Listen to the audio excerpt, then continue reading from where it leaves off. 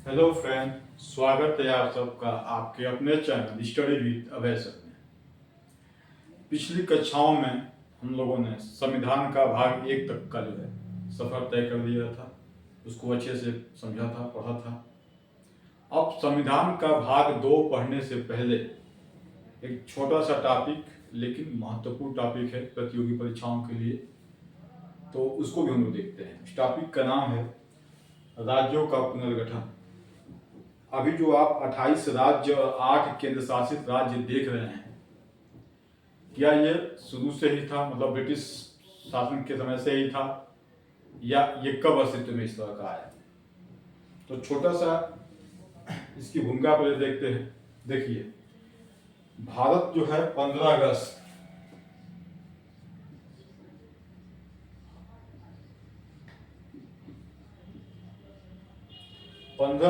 1947 के पहले, 15 अगस्त 1947 के पहले भारत पे 3 तरह का प्रत्यक्ष अप्रत्यक्ष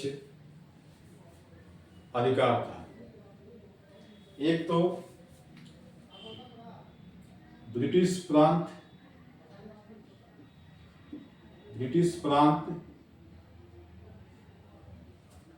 जहां पे अंग्रेजों का प्रत्यक्ष शासन था।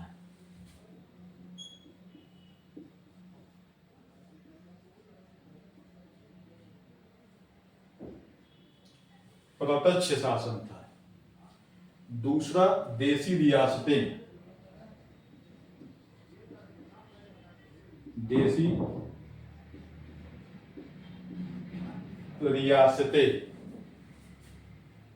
देसी रियासतों में अंग्रेजों का अप्रत्यक्ष शासन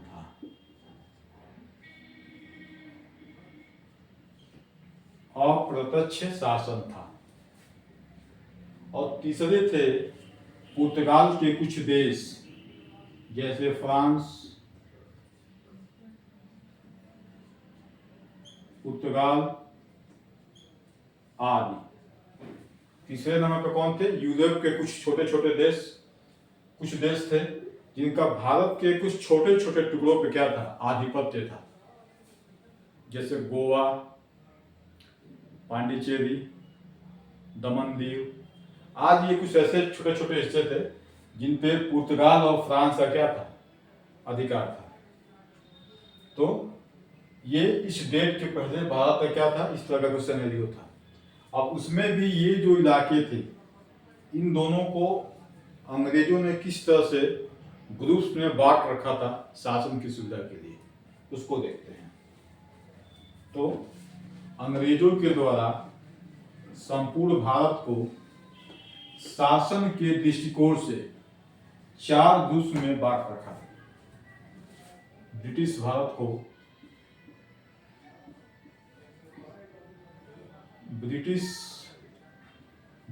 को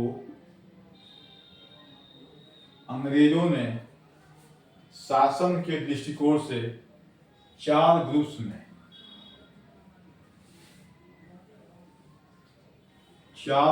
क्या कर रखा था? बांट रखा था। और उसका नाम रखा था group 1, group B, group C और ग्रुप डी। ग्रुप ए में ब्रिटिश प्रांत शामिल थे। क्या शामिल थे? ब्रिटिश प्रांत। ग्रुप बी में क्या थे? देसी रियासतें शामिल थी।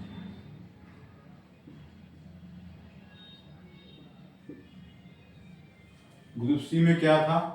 ब्रिटिश कमिश्नरी।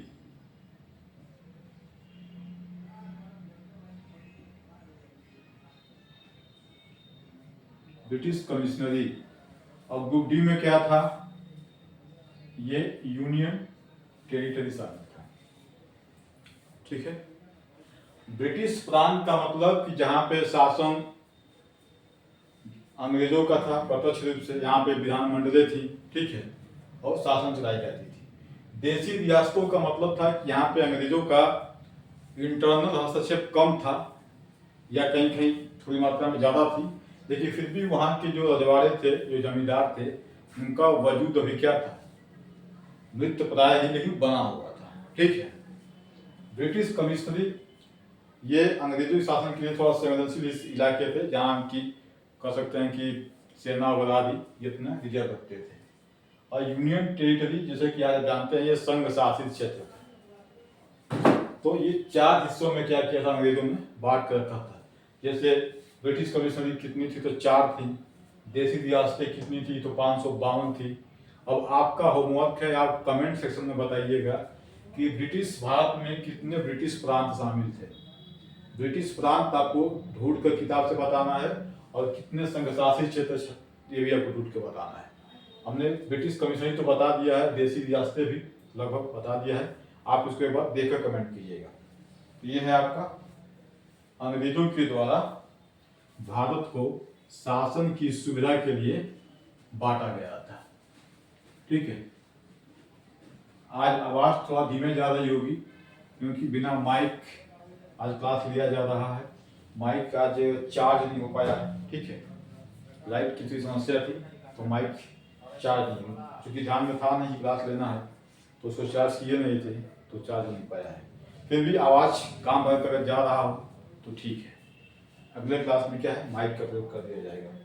अब इसके बाद जब 15 अगस्त 1947 15 अगस्त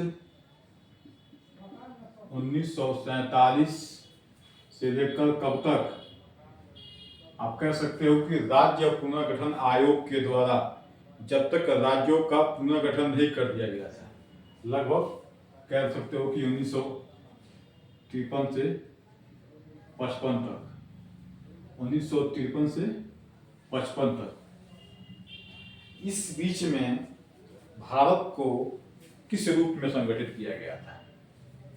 मतलब भारत में जो ये भूखंड थे, क्या जैसे आज आप देख रहे हो 28 राज्य, 8 केंद्र शासित राज्य, ऐसा था, या जो अंग्रेजों ने कर रखा था 4 ग्रुप में बांट रखा था ABCD करके, वो चल रहा था, या थोड़ा बहुत इसमें परिवर्तन किया गया था। तो ध्यान रखिएगा, इसमें परिवर्तन किया गया था थोड़ा बहुत अंतरिम सरकार के द्वारा। और क्या किया गया था कि इन लोगों ने भी पूरे भारत को 4 भागों में या 4 पार्ट में को ख, ग और घ, ठीक है, 4 पार्ट में क्या कर दिया था, बांट रखा था। क के अंतर्गत वो हिस्से शामिल थे जो ब्रिटिश भारत के रूप में, जो ब्रिटिश भारत से भारत को ब्रिटिश प्रांत के रूप में जो क्या किए गए, सौंपे गए थे। तो ये कह सकते हैं कि ब्रिटिश प्रांत के रूप में सौंपे गए क्षेत्र, ब्रिटिश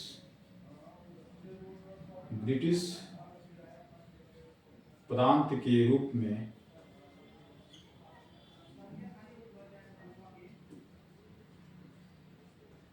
सौंपे गए क्षेत्र। 1 मिनट, क्लास को पॉज कीजिए। ठीक। दूसरा कौन शामिल था, दूसरा शामिल थे इनको अब देसी रियासतें। दूसरे में ख में देसी रियासतें, या आप कह सकते हैं कि ऐसी देसी रियासतें जहां पे विधान मंडलें थी। क्या थी, विधान मंडल।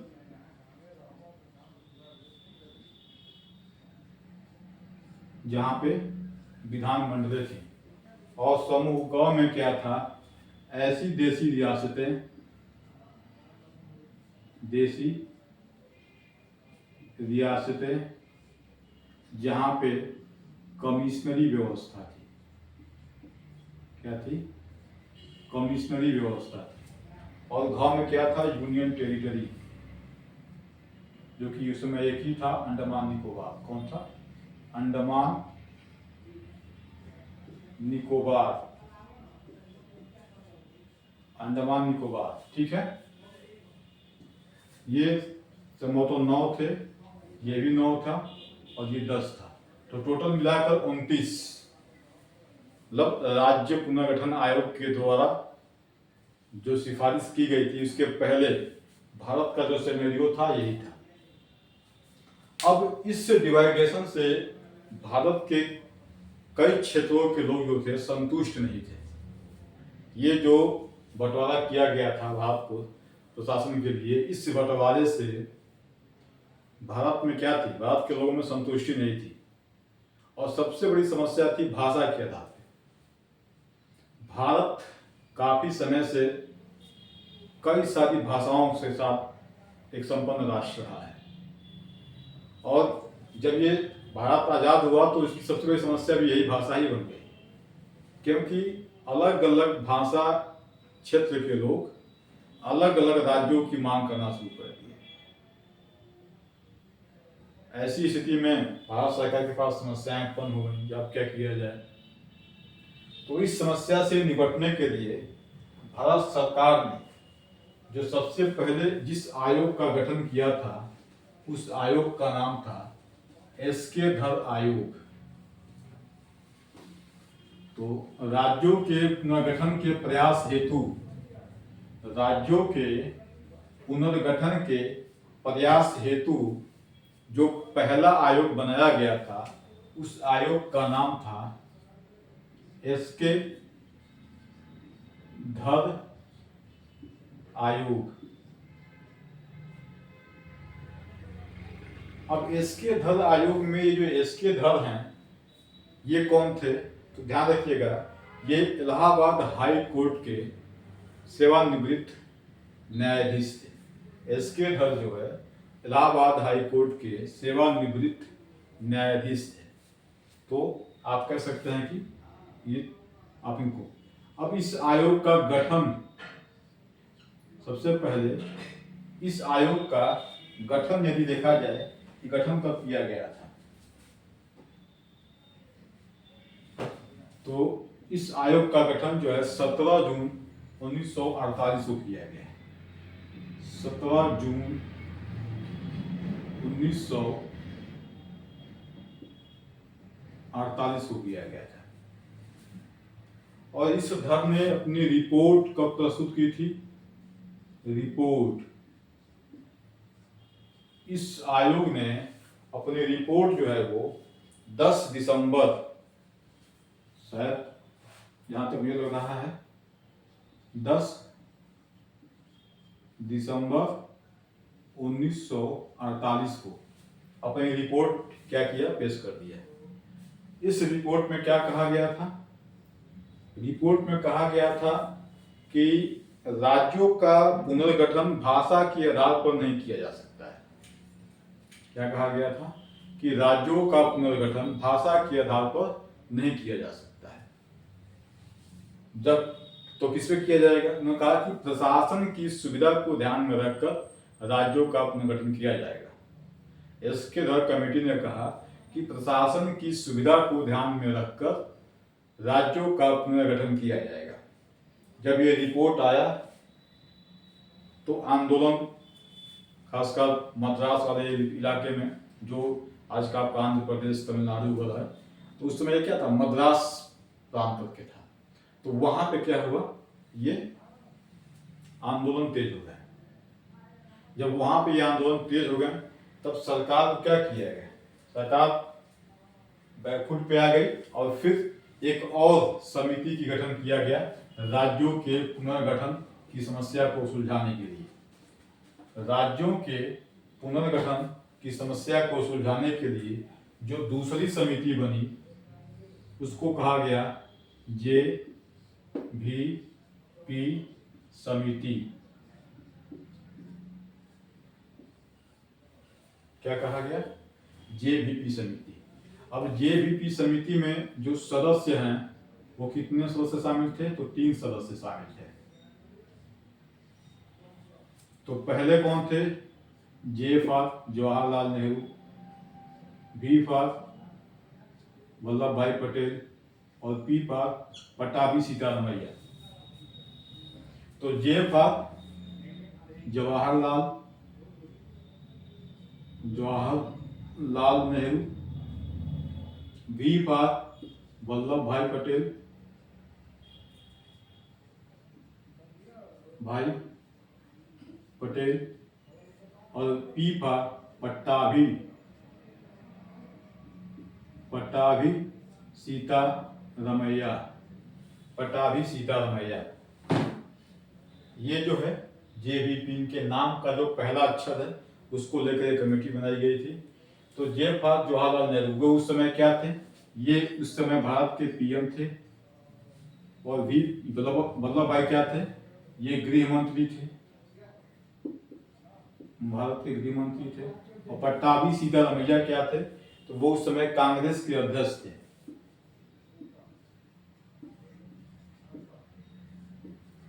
कांग्रेस के अध्यक्ष थे। ठीक है। तो जो दूसरी समिति बनाई गई थी राज्यों के पुनर्गठन की समस्या को सुलझाने के लिए, वो जेवीपी समिति थी, जिसमें जे फॉर जवाहरलाल नेहरू तत्कालीन PM, we for Vallabh Bhai Patel तत्कालीन होम मिनिस्टर, और पी फॉर पट्टाभी सीतारमैया तत्कालीन प्रेसिडेंट ऑफ या कांग्रेस के अध्यक्ष। ठीक है।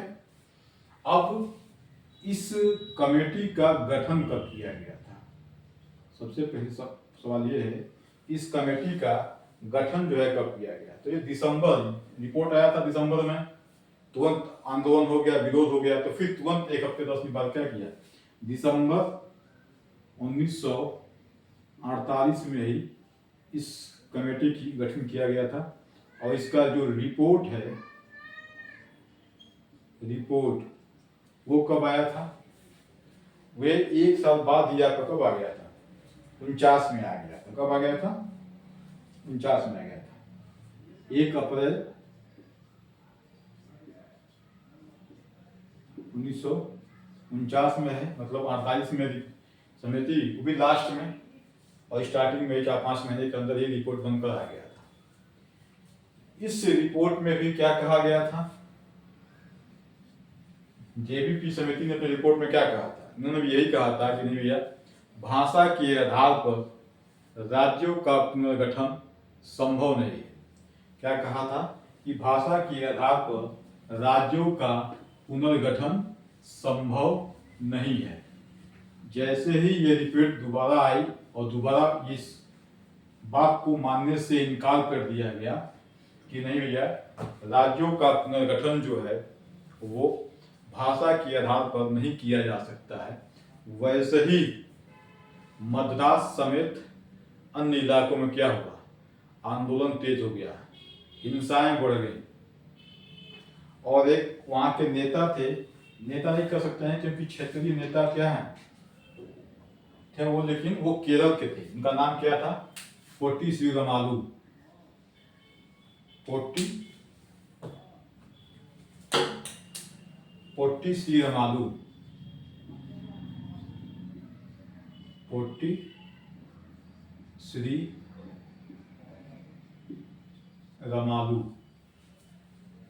पोट्टी श्रीरामालू। ये क्या किए, ये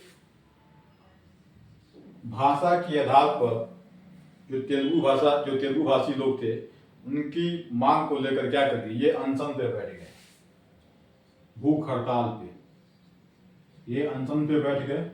और लगभग 56 दिन के भूख हड़ताल के बाद इनकी मृत्यु हो गई। क्या हो गई, 56 दिन के भूख हड़ताल के बाद इनकी क्या हो गई, इनकी मृत्यु हो गई। और जैसे ही पोट्टी श्रीरामालू की मृत्यु हुई, वैसे ही ये घटना जो है क्या हुआ, आग की तरफ फैल गया। ये घटना आग की तरफ फैल गई वहां मद्रास इलाके में, और वहां पे हिंसक घटनाएं बढ़ गई। जब वहां पे हिंसक घटनाएं बढ़ गई, तब सरकार को क्या हुआ, टेंशन हो गया कि अब क्या किया जाए। तो सरकार ने क्या किया, तुरंत एक तीसरे आयोग की स्थापना की। इस समस्या से निपटने के लिए एक तीसरे आयोग की स्थापना की, जिसको नाम दिया गया राज्य पुनर्गठन आयोग। राज्य पुनर्गठन आयोग, राज्य पुनर्गठन आयोग। इसका एक और नाम है जो इसके अध्यक्ष थे फजल अली, तो फजल अली के नाम पे इसे फजल अली आयोग भी कहते हैं। फजल अली आयोग,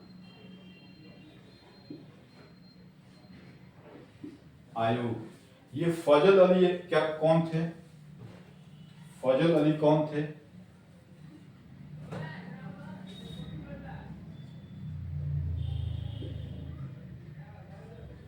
फजल अली जो है वो सुप्रीम कोर्ट, सर्वोच्च न्यायालय, सुप्रीम कोर्ट के सेवानिवृत्त न्यायाधीश थे। क्या थे ये? सुप्रीम कोर्ट के सेवानिवृत्त न्यायाधीश थे। तो इसमें अध्यक्ष कौन थे? इस आयोग के अध्यक्ष आप जानते हैं कि फजल अली थे। फजल अली ये कौन थे? ये भारत के सर्वोच्च न्यायालय के सेवानिवृत्त न्यायाधीश थे। ठीक है। और सदस्य कौन कौन थे इसमें? सदस्य तो दो सदस्य थे। एक थे के.एम. पाणिकर, के.एम. पाणिकर, और दूसरे थे हृदयनाथ कुंजरू, हृदयनाथ कुंजरू। ये दो क्या थे? इनके सदस्य थे इस आयोग के। इन आयोग की जो क्या किया गया, स्थापना की गई। और इन आयोग की स्थापना जो है, गठन जो है वो कब किया गया था? तो ध्यान रखिएगा, इसका गठन 22 दिसंबर 1953 को क्या किया गया? इस आयोग की स्थापना की गई। और इस आयोग ने अपनी रिपोर्ट जो है वो पेश की कब? तो रिपोर्ट ने अपनी 1 नवंबर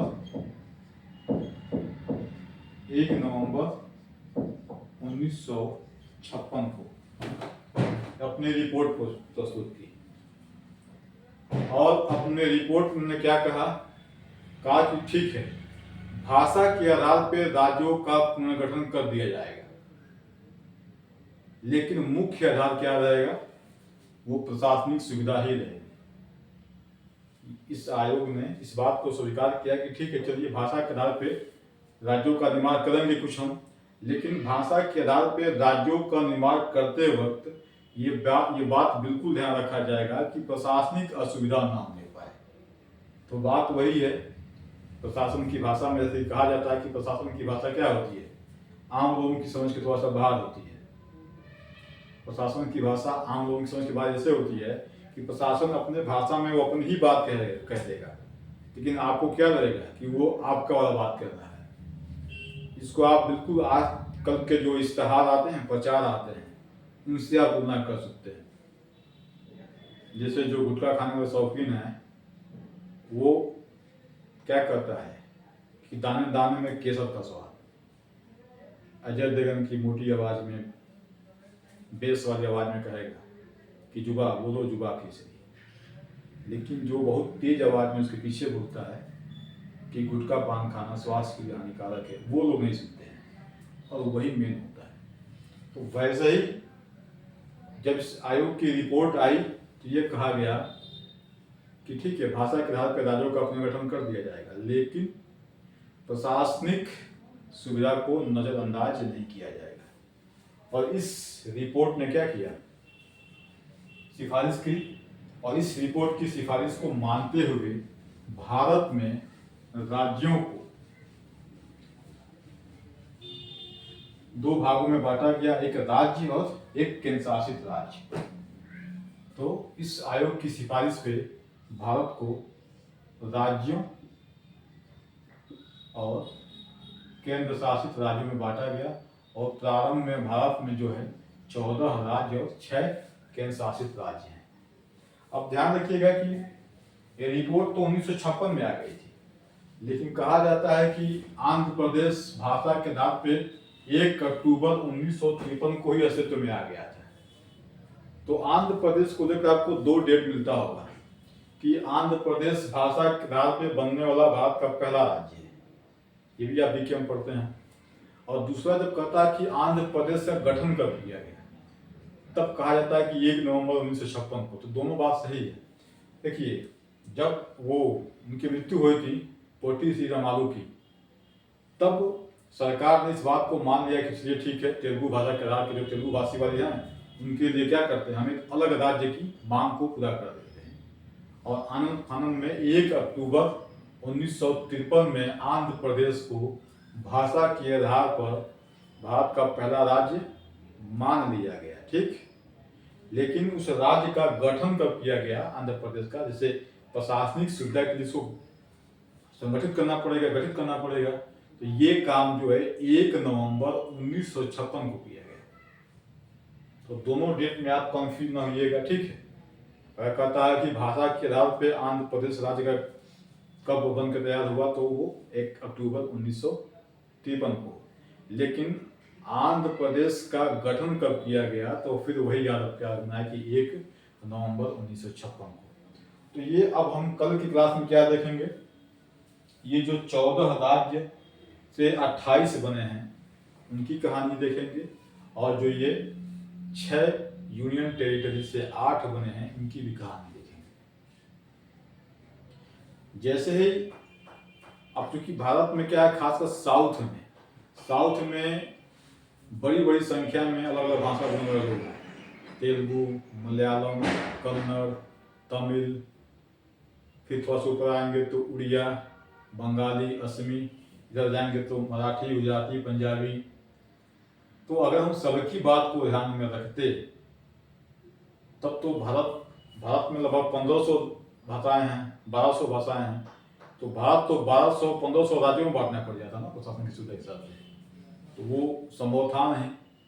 तो इसलिए ये जो कमेटी बनाई गई थी, कमेटी ने अपनी रिपोर्ट दी और रिपोर्ट के हिसाब से क्या किया गया, प्रारंभ में 14 राज्य और 6 केंद्र शासित राज्य में इसको बांटा गया। आज का क्लास कैसा लगा आप बताइएगा। थोड़ी सी साउंड क्वालिटी हो सकती है कि लो हो, क्योंकि माइक चार्ज नहीं कर पाए हैं, चार्जेबल माइक है वो। तो अभी तुरंत कॉलेज से आए हैं, कल आप लोगों क्लास दे नहीं पाए थे, आज सुबह भी चले गए थे कॉलेज, तो भागे बाहर से ही आ रहे हैं, ताकि कम से कम आपको एक क्लास मिल जाए। उसके बाद से फिर क्या करते हैं, कल से हम कंटिन्यू कर देंगे। और जैसे एग्जाम्स कुछ बच्चों का सामने है, बच्चों के एग्जाम्स हो जाए तो फिर क्लास की संख्या कर देंगे, 2 कर देंगे। ठीक है, तो आप क्लास कैसा है बताइएगा। ठीक है, तब तक के लिए जय हिंद, जय भारत।